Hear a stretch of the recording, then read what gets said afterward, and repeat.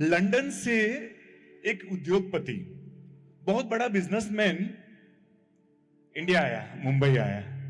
माँ मुंबई में रहती थी, लेकिन वो माँ से मिलने नहीं आया था। वो किसी बिजनेस डील से, बहुत बड़े कमिटमेंट को, बिजनेस डील को साइन करने के लिए 3-4 दिन से इंडिया में था। बिजनेस डील साइन करने के लिए वो कार में बैठकर जा रहा है। ट्रैफिक सिग्नल लगा, रेड सिग्नल लगा। उसके जो कांच का डोर था कार का, उसको कोई नॉक नॉक कर रहा है, तो उसको थोड़ा ध्यान नहीं दिया, तो वो कंप्यूटर में अपने काम, लैपटॉप में अपने काम में बिजी था।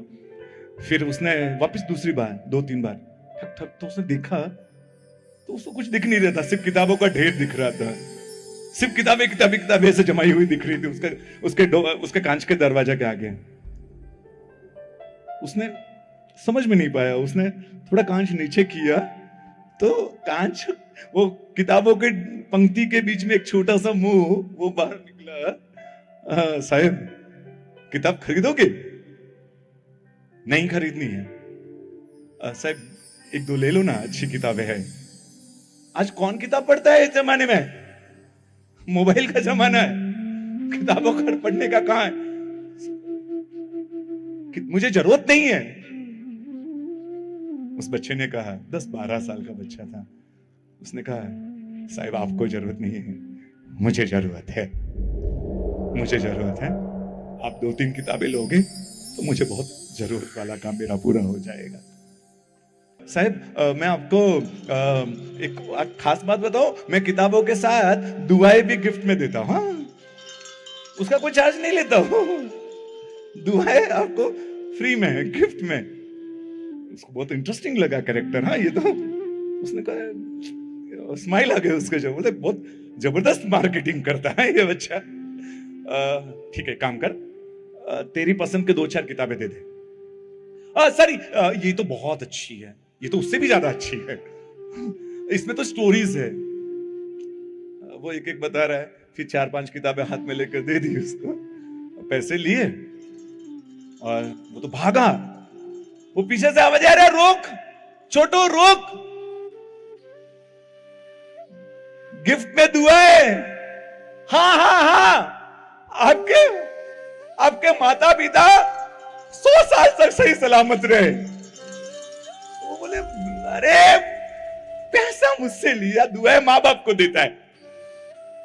हाँ, बोला, छोटू नाम तो बता कर जा। अरमान, अरमान। और वो भागा अरमान तो, और इन्होंने भी सिग्नल लग गया था तो कार चालू की और देखा कि थोड़ी देर वो क्रॉस करके गया, आगे गया, गाड़ी भी उसी तरफ गई। देखा तो अरमान फूल वाले के पास खड़ा है और फूल वाले के वहां से कुछ खरीद रहा है। उसको लगा ये तो कुछ अलग ही है। हाँ?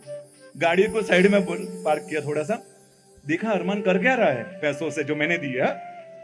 वो फूल वाले के पास, ये ज्यादा अच्छे है, ये अच्छे है, ऐसे बहुत सारे फूल इकट्ठे किए उसने, थैली रही फूलों की, और एक गली में से आगे बढ़ गया। वो कार में बैठा, बोला कि ड्राइवर को बोले उसके पीछे जा। और गली का जब नाका पूरा हुआ, गली खत्म हुई, वहां एक कब्रिस्तान था। और यहाँ कब्रिस्तान में वो लड़का गया, यहाँ उसकी माँ का फोन आ गया, उस लड़के का, बिजनेसमैन का। बेटा कहाँ है? माँ बोला ना क्लाइंट के साथ मीटिंग में जा रहा हूं। बेटा एक काम कर, घर आ जा। तो क्यों? बेटा तू भूल गया आज मेरा जन्मदिन है और मैंने दूधी का हलवा तेरे लिए बनाया है। और कैसा योग है, तू आज मेरे जन्मदिन पर तू इंडिया में, हाँ, मुझे मेरे हाथ से तुझे खिलाना है। माँ, इंडिया इसके लिए नहीं आया हो, तेरे हाथ का दूधी का हलवा खाने नहीं आया हो, बहुत बड़ी मीटिंग डील है, उसको करने जाना है मुझे, और तू रख दे, आकर खा लूंगा।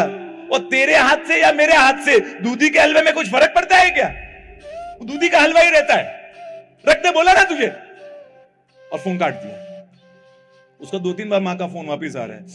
इस माँ को आधे घंटे में 4 कॉल कर दिया और उसने साइलेंट मोड कर दिया, माँ को फोन को वाइब्रेशन में डाल दिया। और वो, उसको तो दूसरी दुनिया देखनी थी। कब्रिस्तान में गया, अरमान है ना, अरमान, एक कब्र के पास खड़ा है। अरमान की आंखों में आंसू है। मां, देख कौन आया है। तेरा अरमान आया है, तेरा अरमान। मां, तुझे जो पसंद है वो फूल लाया हो। देख, थैली खोल कर देख मां, उसने वो कब्र पर फूल सजाए। मैं देख, ये तुझे ज्यादा पसंद थे, ये तेरे नजदीक में एकदम, देख तेरी कब्र पर सब कुछ। मां, 7 महीने हो गए तुझे गए हुए।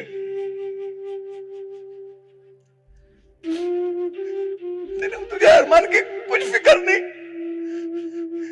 किसके भरोसा छोड़कर गई मुझे?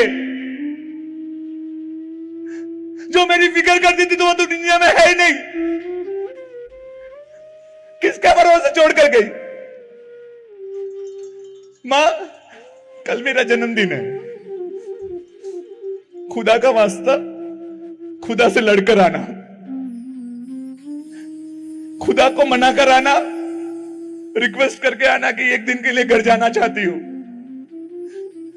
मेरा अरमान का जन्मदिन है, तेरे अरमान का जन्मदिन है, एक दिन के लिए तुझे घर पर आना है। तेरे हाथ की खीर खानी है मुझे, तेरे हाथ की बनाई हुई खीर ही खानी है।